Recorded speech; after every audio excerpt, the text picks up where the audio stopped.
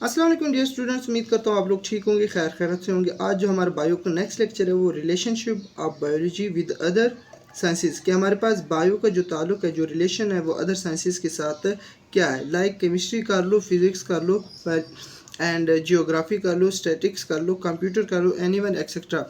तो first one हमारे पास क्या है कि बायो केमिस्ट्री। वर्ड से ही मालूम हो रहा है कि हमारे पास फर्स्ट वर्ड क्या है, बायो, एंड देन हमारे पास केमिस्ट्री। अब केमिस्ट्री में हम क्या पढ़ते हैं, केमिस्ट्री में हम केमिकल के बारे में पढ़ते हैं।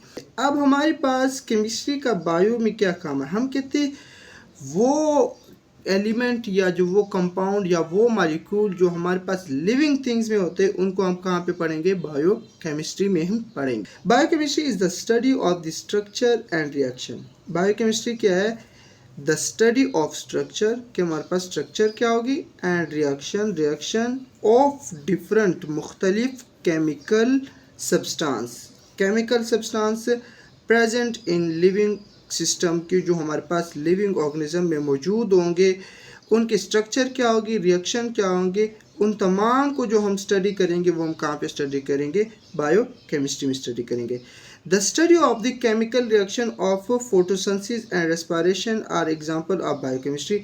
फॉर एग्जांपल अगर मैं आपको फोटोसिंथेसिस की बात कर रहा हूँ, कहते हैं फोटोसिंथेसिस में आपके पास क्या यूज़ होता है, CO2 यूज़ होता है, प्लस का H2O यूज़ होता है। क्या होता है, H2O यूज़ होता है, और नतीजे में क्या बनता है, आपके पास ग्लूकोज बनता है। क्या बनता है, ग्लूकोज बनता है, C6H12NO6 प्लस का O2 जो एज अ बाई प्रोडक्ट। अब ये जो रिएक्शन हो रहा है, ये जो सब्सटेंस यूज़ हो रही है, ये कहाँ पे यूज़ हो रहा है, लिविंग थिंग्स में यूज़ हो रहे हैं, और नतीजे में क्या बनता है, हमारे पास ग्लूकोज बनता है। एज अ बाई प्रोडक्ट आपके पास क्या बनता है, हमारे पास ऑक्सीजन बनता है। अब and the respiration are example of biochemistry. अब जो ग्लूकोज होते हैं उसकी जो ब्रेक डाउन होती है वो कहाँ पे होती है, हमारे पास रेस्पिरेशन में होती है, और रिजल्ट के तौर पर आपके पास कार्बन डाइऑक्साइड रिलीज होता है और H2O रिलीज हो रहा होता है, ठीक है, आपके रेस्पिरेशन में, और प्लस का क्या रिलीज हो रहा होता है, एनर्जी रिलीज होता है। अब जो ये रिएक्शन है या ये जो सब्सटेंस है, इनकी स्ट्रक्चर के बारे में, इनके रिएक्शन के बारे में जो हम पढ़ेंगे वो हम कहाँ पे पढ़ेंगे, बायो केमिस्ट्री में पढ़ेंगे। बायो फिजिक्स है, क्या है हमारे पास, बायो फिजिक्स। अब हम कहते हैं कि बायो फिजिक्स में हम क्या पढ़ते हैं, फिजिक्स का हमारे पास बायो के साथ क्या काम है या क्या रिलेशन है। अच्छा, it deal with the study of the principle of physics. अब बायो फिजिक्स में जो प्रिंसिपल होंगे फिजिक्स के, उनके बारे में पढ़ेंगे, विच अप्लाई टू बायोलॉजिकल प्रोसेस, जो कि हमारे पास बायोलॉजिकल प्रोसेस को क्या होते हैं, अप्लाई होते हैं। For example in biophysics we study the rules of lever and motion for understanding the function of muscle and bone and joints. अब यहाँ से मैं आपको दो एग्जांपल दूंगा। यहाँ पे क्या किया गया, in biophysics we study the rules of lever and motion. अब मोशन देखिए हमारे पास क्या है कि हम कहते जो लॉज दी गई, Newton laws, first one, second and third, उन तमाम को किस पर्पज़ के लिए दिया गया, हमारे पास मोशन के लिए दिया गया। यहाँ पे लीवर की भी बात की, अगर आप लोगों को लीवर की मैं एक एग्जांपल दो, सिंपल आसान एग्जांपल, तो आप लोगों को कहता हूँ कि बाइक का जो गियर होता है, अब गियर जो हम लगाते हैं ना, हम तो पाँव से लिखते हैं, तो उसको इंजन से एक जो रॉड निकला होता है उसको आप क्या कहते हो, वो एज अ लीवर काम कर रहा होता है। तो हम कहते हैं कि फिज़िक्स में हम जो मोशन की जो हरकत होती है, यानी कि या जो भी प्रोसेस है, उनके लिए जो लॉज है वो जो हम पढ़ते हैं वो बायो में कहाँ पे, यानी कि लिविंग थिंग्स में कहाँ पे यूज़ होते हैं। फॉर अंडरस्टैंडिंग द फंक्शन, किस चीज़ का फंक्शन, समझने के लिए किस चीज़ का फंक्शन, मसल, हमारे मसल, बोन्स एंड जो हमारे जॉइंट्स हेल्प करते हैं, उन तमाम को इसके ऊपर कौन से असूल अप्लाई होते हैं, फिजिक्स के असूल होते हैं। और जो हमारे पास लिविंग थिंग्स में होते हैं, लाइक हमारे पास muscle movement, bone movement and joint movements, वो आप कहाँ पे पढ़ेंगे, बायो फिजिक्स में पढ़ेंगे। कंप्यूटेशनल बायोलॉजी, ये हमारे पास कहाँ से निकला है, वर्ड कंप्यूटर से निकला है। In computational biology scientist use mathematical models, हम क्या करते हैं, मैथमेटिकल मॉडल्स यूज़ करते, एल्गोरिथम यूज़ करते and computer simulations to understand biological system and relationship. It involves analyzing biological data such as sequence of amino acid in proteins. अब हम कहते हैं कि हमारे पास जो कंप्यूटर का यूज़ है वो लिविंग थिंग्स में क्या कहाँ पे होते हैं। फॉर एग्जांपल अगर आप लोगों को सिंपल एग्जांपल दूँ, हम कहते हैं कि डेटा को क्या करवाना, एनालाइज करना, सीक्वेंस देना। अब हम कहते हैं हमारे पास अमाइनो एसिड मिलते हैं आपस में और क्या बनाते हैं, प्रोटीन्स बनाते हैं।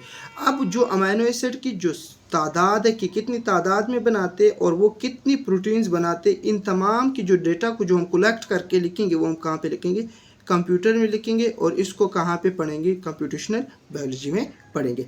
नेक्स्ट वन है आपके पास बायो जियोग्राफी।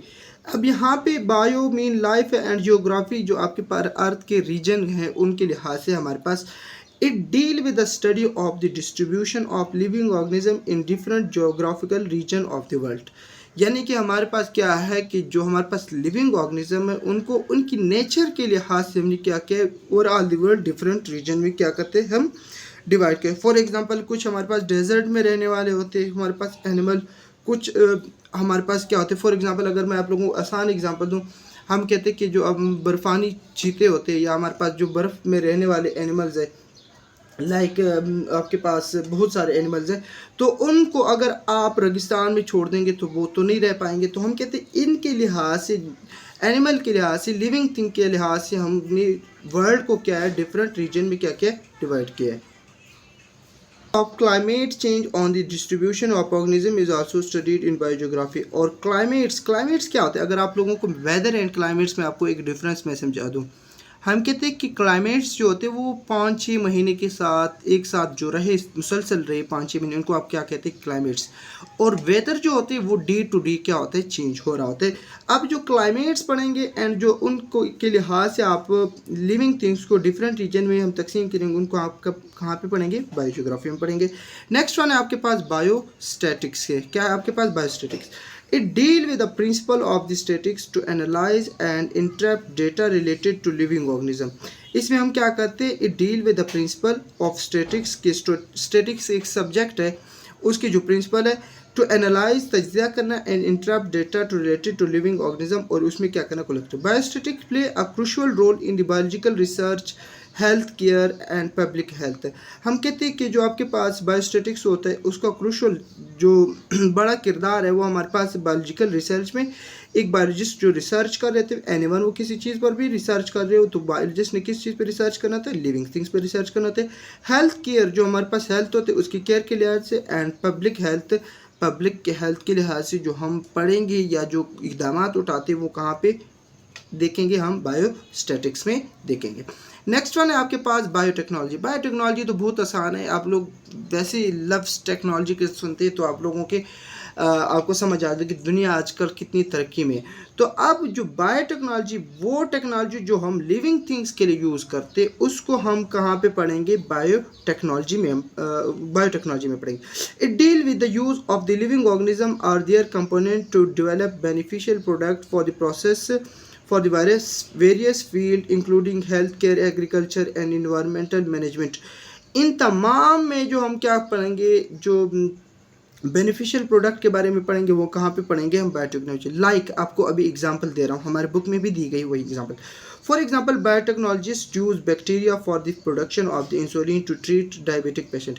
हम कहते हैं जो डायबिटिक पेशेंट होते हैं उनको जो हम क्या लगवाते हैं, जो इंसुलिन आपके फार्मेसी से मिलता है और वो क्या करते हैं, लगाते हैं। बेटा डॉक्टर एडवाइस करते हैं, जो पेशेंट शुगर के मरीज़ होते हैं उन लोगों को ये एडवाइस किया जाता है।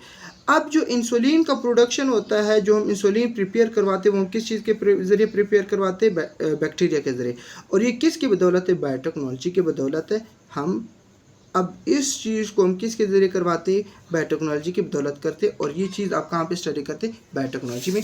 जो इकोनॉमिक्स, यहाँ पे आप लोग इकोनॉमिक्स के लिहाज से देखते हैं, it deal with the study of the organism from the economical point of view. ठीक है, किसी भी ऑर्गेनिज्म को हम लिविंग थिंग्स को इकोनॉमिकल पॉइंट ऑफ व्यू से देखें। In bio economics scientist calculate the cost and profit of the biological project.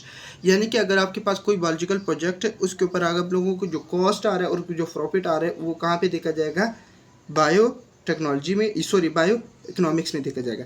Like अगर आपको मैं एक एग्जांपल दे दूं, हम कहते हैं कि जब एक किसान फसल ग्रो करता है ना तो उसके ऊपर उसका कॉस्ट कितना आएगा और उसको प्रॉफिट कितने में मिलेगा, अगर वो देखना चाहेगा तो वो कहाँ पे देखेगा, बायो इकोनॉमिक्स में। Easy production of new variety of crops, यहाँ पे इस चीज़ की भी बात करें।